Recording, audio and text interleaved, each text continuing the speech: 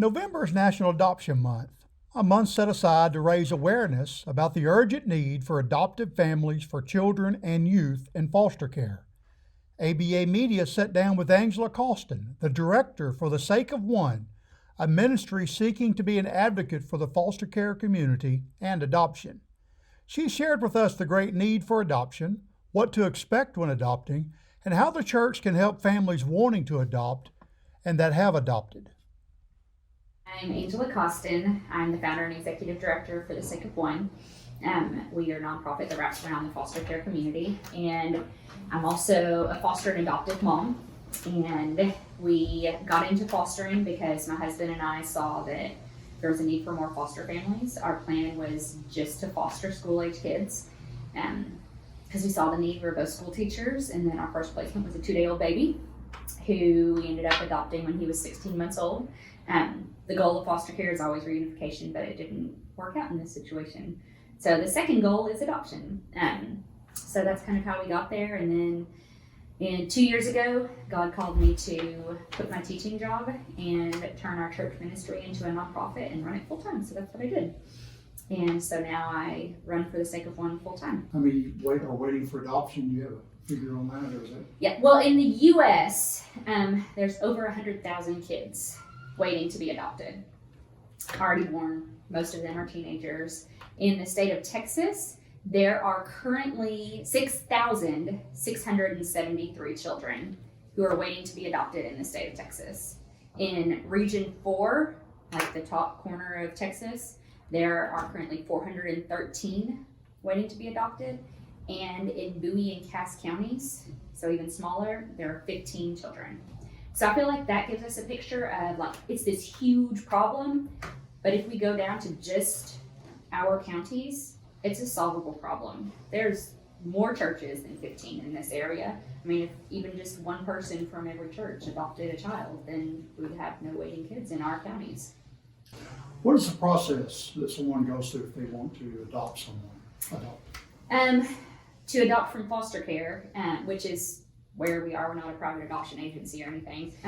So you have to become a licensed foster parent first, and that is, I think it's 36-hour training called Pride Training, and it's just kind of about trauma and some parenting skills and just letting you know how the system works. And then you get a home inspection and fire inspection and have a home study done on you where they come out and ask you all kinds of questions about you and how you were raised. And after the background check, they do a home study and just find out everything about you, and then get you licensed as an open foster home. Open adoption is where you still get to see, the birth mom still gets to see the child. The adoptive family still has some kind of relationship with the child. Maybe it's once a month, maybe it's once a year, but they still have some kind of a relationship with the child. Closed adoption is once the adoption is finalized, there is no contact whatsoever. Yeah, I think they need to cultivate a healing culture, just an understanding culture also, that it's not going to be perfect. It's not going to be pretty all the time. It's going to be hard and messy, whether it is working with the biological families or the foster families or the adoptive families. But they need help, and they need to feel the love and the support. Really, I think, like a safe haven thing. The church should be the safe haven, the support system for the for the foster and biological families. And they should become aware, educated about just different needs that the children and the families are going to have, because the kids are probably going to have some kind of behaviors that aren't typical. They're not going to be the cookie cutter, picture perfect middle class children that frequently are in church, depending on what church it is.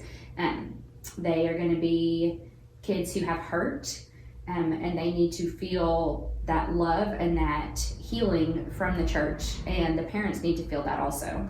Yes, they need to know, because otherwise they'll find out at some point in their life, and they'll feel lied to, and they'll stop trusting the parents, and then they frequently won't trust God anymore either, because the parents are the earthly picture of God. And so I was in a training that said that kids should know their entire story by the time they're 13.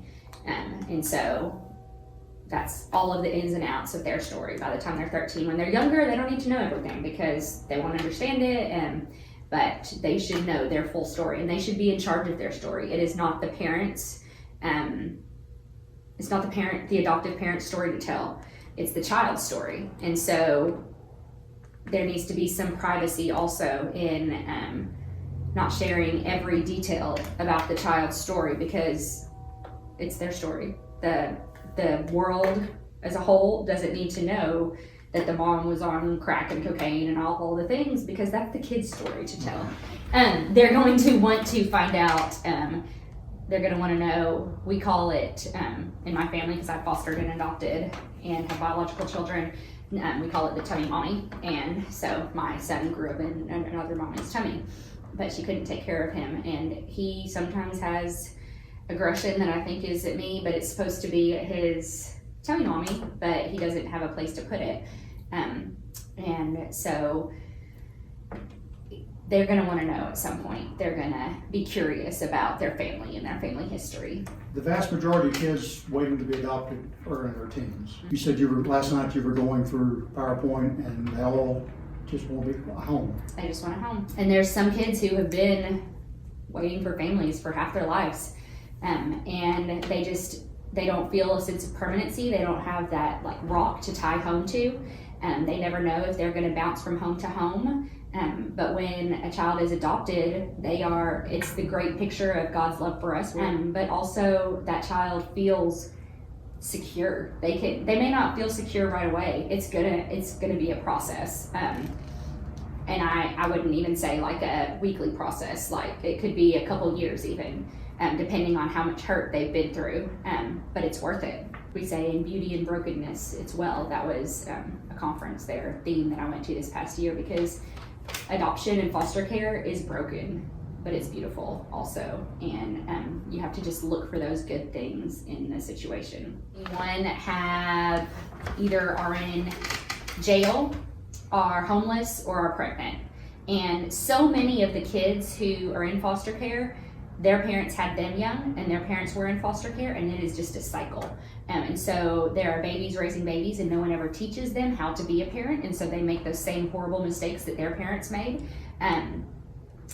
So there's not great odds. But if a kid is in a family, they have a place to come home to once they are over 18 or 21. And the statistics are a whole lot better. They're not nearly as prone to be homeless, not nearly as prone to be in jail or be pregnant right away. It's trying to just create awareness, because there's not a whole lot of awareness for the foster care community or the adoption community, or how great the need is. And so, yeah, I would love to come talk to them. The problem is big, but God's bigger, and He's going to help you through it. But there's so many of these kids that just want a home, and we've had some in our home, and they're not scary. They're crazy sometimes, but we're a little crazy too. So